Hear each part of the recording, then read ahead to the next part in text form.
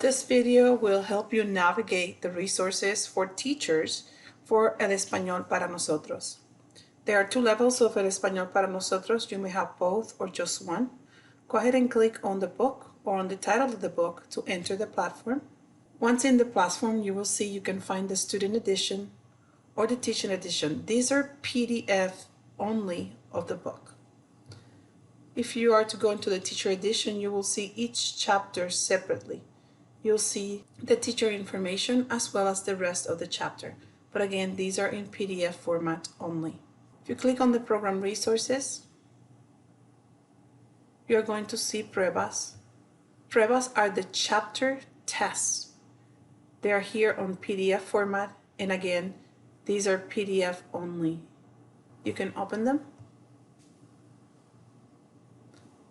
and you can print them, but you may not assign these online. The diagnostic tests are tests that are usually given at the beginning of the year to see where students are. You can also do them throughout the year as follow-up.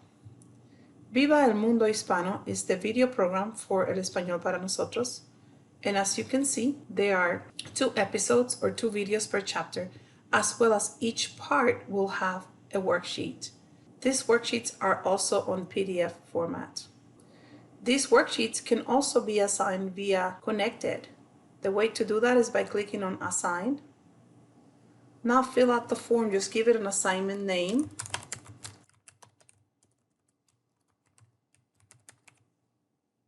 Give instructions. Select the students and the due date and hit Assign. This way your students will receive that assignment. Students will have to print the worksheet in order to be able to complete it.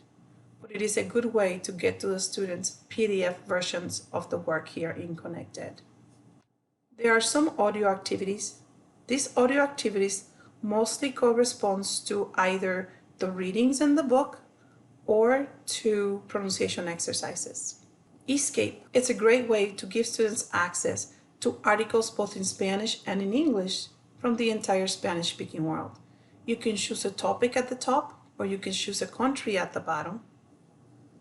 And then you can see information about the country as well as different articles.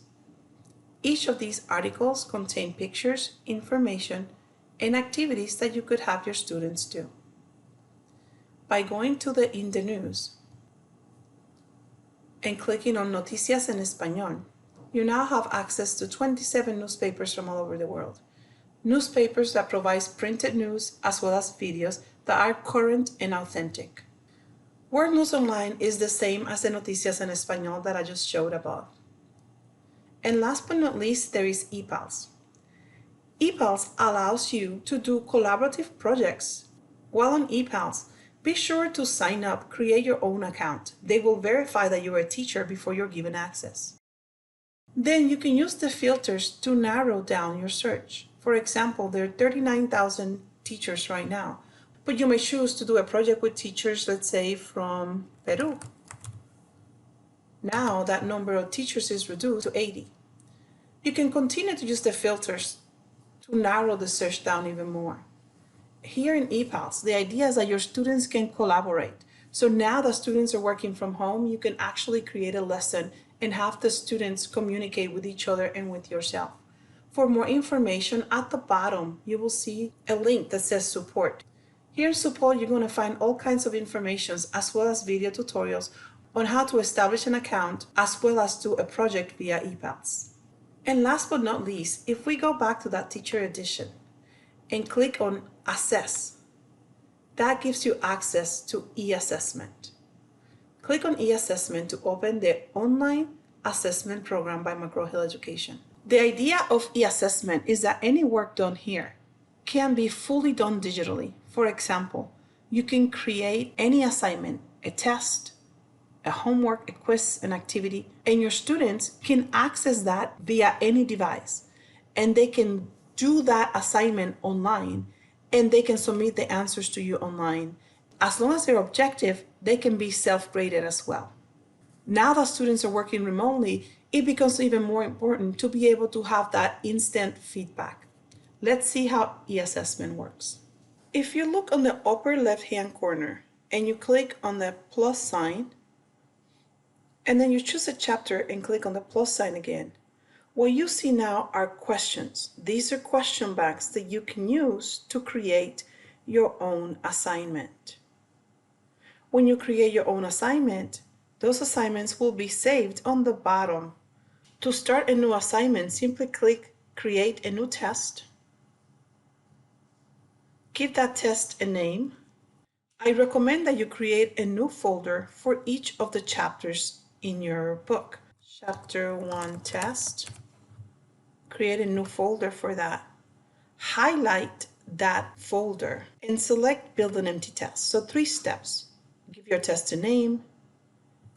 Choose the location where that test is going to go. And again, I suggest creating a new folder for each chapter.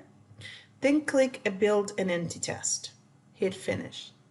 Notice how now you have a white canvas and your test title is here. Now you can go ahead and either drag individual questions. Notice that the instructions and the questions, as well as any pictures associated with the questions, will drag. You can also drag the entire chapter and do it that way. When prompted here, say Add. Each of these questions is editable by clicking on the pencil. You can change them up and make your own. You can add a new question. These are all the formats that eAssessment supports. Then you can go ahead and print the test and give it as a PDF, or you can also give that test online. Feel free to create your own assignments. And remember, any assignment that you create here, your students can do from home as long as they have access to Wi-Fi, and you can receive those answers immediately. If they are objective, those assignments will be self-graded. To assign the test, simply click on the top right-hand corner and click on Classes and Assignments. Drag your class over and click on New Assignment. From here, all you will have to do is, again, give your test or your assignment a name. Select that assignment that you have already created. If you remember, we placed this test under Chapter 1 Test, and we called it Corona Test, so I can select that test. Decide if it's going to be summative or formative. Click Next. Here, I would include or exclude all the students that will be taking that assignment. From here on, it's a matter of answering questions. How many times do you want a student to do the assignment? Limit the date. How much response you want to get, whether you want to scramble the questions or not. How much feedback you would like them to get at the end. And once you have done all of that and click Finish, that assignment will show up as an assigned assignment. To go back to the original menu, just simply click on Test Generator, or you can also go to Reporting and get all kinds of reports and analytics about your students' assignments. Remember, anything that you do on eAssessment has the ability to be done remotely and to be self-graded as long as objective. Thank you for watching this review of the Teachers Online Resources for El Español para Nosotros.